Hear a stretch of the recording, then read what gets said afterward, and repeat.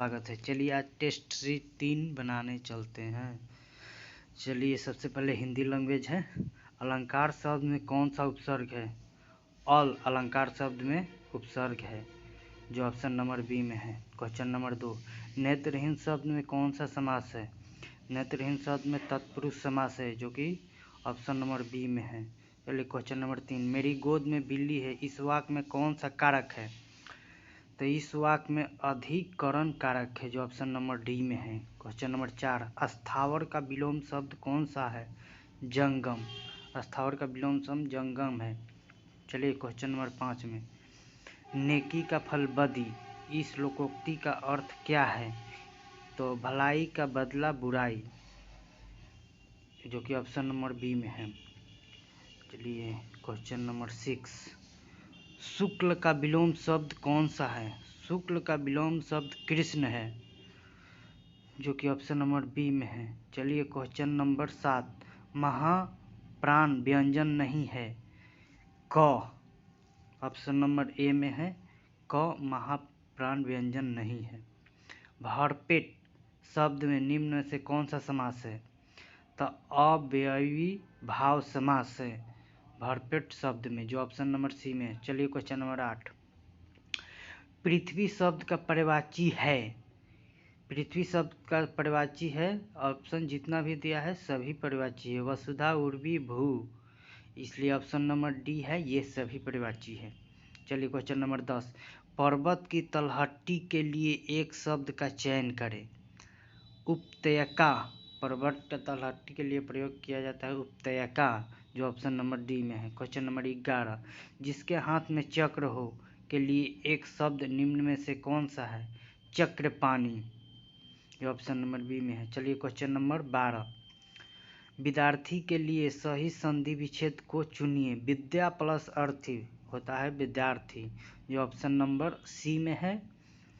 चलिए question number 13, बुढ़ापा एक प्रकार का अभिशाप है, रेखांकित शब्द की संज्ञा है, भाववाचक संज्ञा है।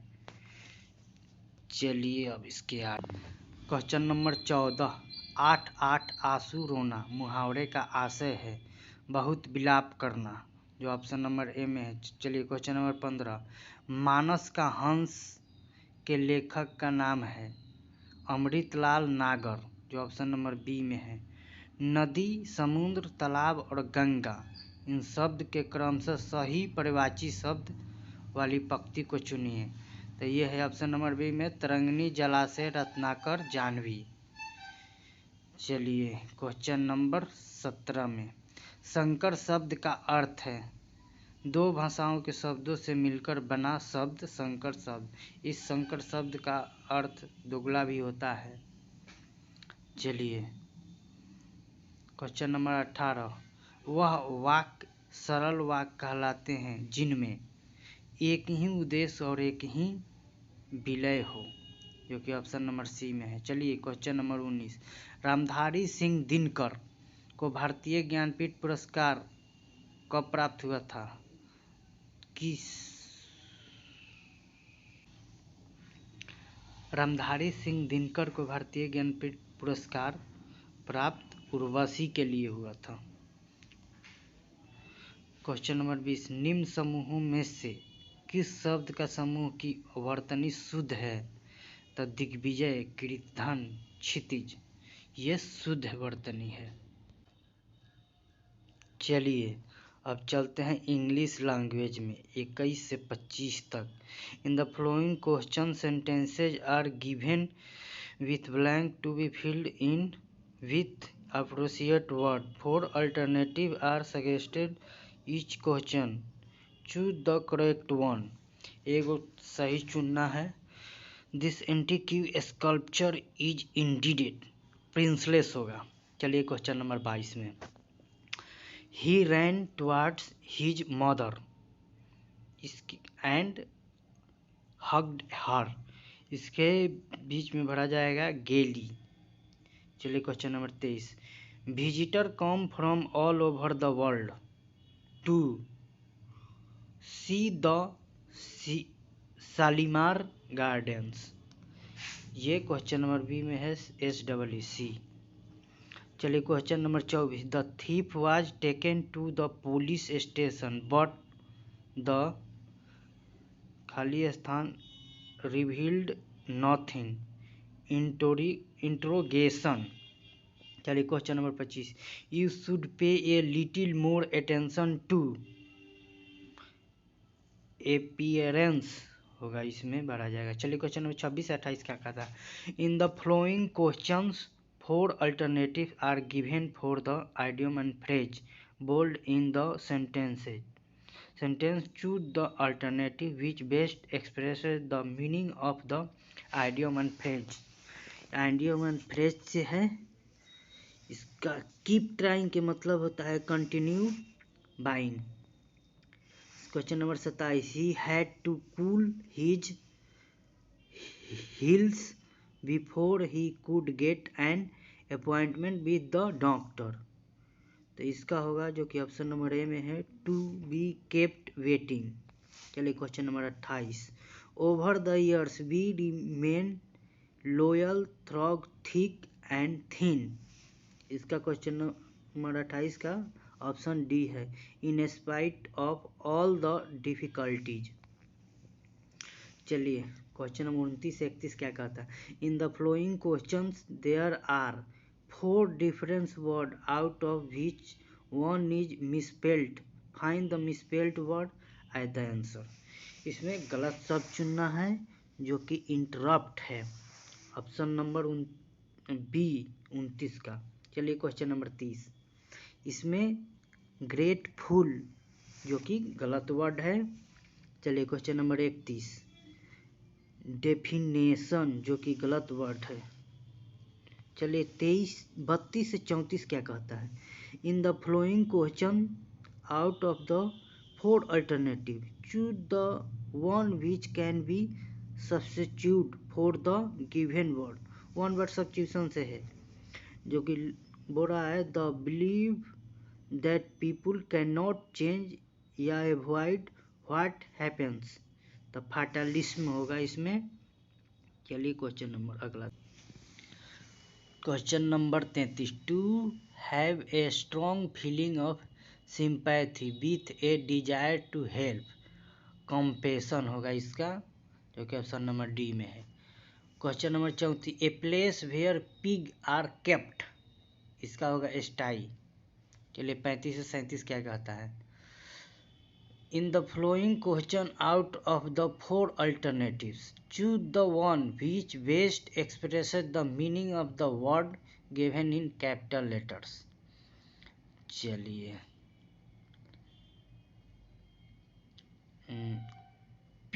पीयूष का होगा रिलीजियस, रिजॉइस का एक्सल्ट। क्वेश्चन नंबर 37, आइसोलेट का है डिटैच। चलिए क्वेश्चन नंबर 38 से 40 क्या है, in the following questions out of the 4 alternatives choose the one which best expresses the opposite meaning of the given word. Filthy का होगा clean. चलिए 39, फास्टेन का मतलब रिलीज। 40, रिसीड का इनलार्ज। चलिए अब जनरल नॉलेज पे चलते हैं। क्वेश्चन नंबर 41, अजंता की गुफा कहाँ स्थित है, तो ये महाराष्ट्र में है। और चलिए क्वेश्चन नंबर 42, भारतीय निर्वाचन आयोग के अनुसार राजनीतिक दल चुनाव पूर्व किस अवधि में अपना घोषणा पत्र जारी नहीं कर सकते, 48 घंटा के 48 घंटा तक नहीं कर सकते। चलिए क्वेश्चन नंबर 43, निम्नलिखित में से कौन से स्वतंत्रता सेनानी का संबंध काकोरी रेलगाड़ी डकैती कांड से नहीं था, तो भगत सिंह का इससे कोई लेना देना नहीं था, ये इसमें शामिल नहीं थे। चलिए question number 14, wealth of nation नामक पुस्तक के लेखक कौन है। वेल्थ ऑफ नेशन नामक पुस्तक के लेखक हैं एडम स्मिथ, जो कि ऑप्शन नंबर ए में है। चलिए क्वेश्चन नंबर 45, भारत में मुस्लिम राज की स्थापना का मार्ग किस युद्ध से प्रशस्त हुआ, तराइन के युद्ध से। चलिए क्वेश्चन नंबर 46,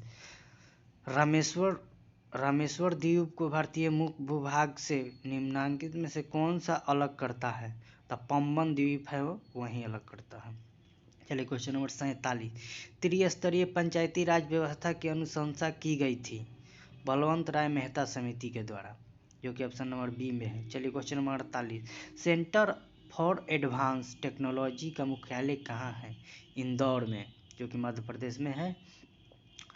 चलिए 49, क्वेश्चन नंबर 49, भारतीय विश्वविद्यालय अधिनियम पारित हुआ 1904 ईस्वी में। चलिए क्वेश्चन नंबर 50, वैध मुद्रा का अर्थ है करेंसी नोट। क्वेश्चन नंबर 51, चलिए किस अधिनियम के द्वारा मुसलमानों को पृथक निर्वाचन का अधिकार मिला? भारत परिषद अधिनियम 1909। चलिए क्वेश्चन नंबर 52, खबरों में रहा डोनी पोलो एयरपोर्ट किस राज्य में स्थित है? अरुणाचल प्रदेश में। क्वेश्चन नंबर 52 के ऑप्शन नंबर बी है। चलिए क्वेश्चन नंबर 53, भारत के 14वें उपराष्ट्रपति के रूप में किसे चुना गया? जगदीप धनखड़, जो अभी हैं। चलिए क्वेश्चन नंबर 54, न्यायालय में प्लीडर किसे कहते हैं? तो अधिवक्ता को प्लीडर कहते हैं। चलिए क्वेश्चन नंबर 55, वह कानूनी दस्तावेज जो किसी वसीयत में कुछ जोड़ा है अथवा परिवर्तन करता है, कोडिसील, जो ऑप्शन नंबर बी में है। चलिए क्वेश्चन नंबर 56, आम का खाने जोग भाग मध्य फल भीति होता है। आम का खाने जोग भाग मध्य भीति। चलिए क्वेश्चन नंबर 57, रमन प्रभाव का प्रकाश की उन किरणों से संबंध है जो आर पार जाती है सभी पारदर्शी माध्यम में। चलिए जो कि ऑप्शन नंबर डी में है। चलिए 58, संपर्क विधि में H2SO4 के निर्माण में प्रयुक्त होने वाला उत्प्रेरक V2O5, जिसका नाम तो हम भी पहले बार सुन रहे हैं। चलिए 59, क्वेश्चन नंबर 59, प्लांक नियतांक का विमीय सूत्र है mL² T⁻⁻1। चलिए क्वेश्चन नंबर 60, टेरिडोफाइट को अन्य किस नाम से पुकारा जाता है? तो संवहनी क्रिप्टोगैम्स के नाम से पुकारा जाता है। चलिए क्वेश्चन नंबर 61 से लेकर और क्वेश्चन नंबर आपका बता रहे हैं 75 तक आप लोग बना लीजिएगा टेलीग्राम से डाउनलोड करके, जो कि ऑप्शन में लिंक दिया हुआ है टेलीग्राम का। आप लोग सब्सक्राइब भी करिए टेलीग्राम को और मेरे चैनल को भी। चलिए अब हम बताते हैं रीजनिंग 76 से लेके आपको ये 85 तक है रीजनिंग, जो कि आप टेलीग्राम से इसको भी डाउनलोड करके बना लीजिएगा। चलिए हम बेसिक कंप्यूटर साइंस पे चलते हैं। चलिए क्वेश्चन नंबर 86, कंप्यूटर दूसरी पीढ़ी खाली स्थान पर आधारित थी। तो दूसरी पीढ़ी की कंप्यूटर जो थी ट्रांजिस्टर पर आधारित थी। चलिए क्वेश्चन नंबर 87, पहली पीढ़ी के कंप्यूटर में खाली स्थान का प्रयोग किया जाता था। जो खाली स्थान में भरा जाएगा निर्वात नलिका वैक्यूम ट्यूब का प्रयोग किया जाता था। चलिए क्वेश्चन नंबर 88, कंप्यूटर तथा टाइपराइटर के लिए इस्तेमाल की जाने वाली कीबोर्ड QWERTY शैली विधि के आविष्कार किसने किया? तो ये क्रिस्टोफर लैथम सोल्स ने किया था, जो ऑप्शन नंबर डी में है।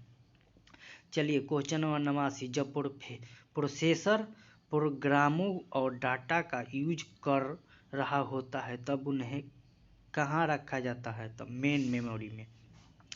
चलिए क्वेश्चन नंबर 90, 1 EB किसके बराबर होता है? तो 1024 PB के बराबर होता है, जो ऑप्शन नंबर डी में है। चलिए क्वेश्चन नंबर 91, एक बाइट में कितने मूल्य निरूपित किए जा सकते हैं? तो 256, जो कि ऑप्शन नंबर डी में है। चलिए क्वेश्चन नंबर 92 देखते हैं, निम्न में से कौन सी कंप्यूटर प्रोग्रामिंग लैंग्वेज नहीं है? तो C++ इस प्रोग्रामिंग लैंग्वेज नहीं है।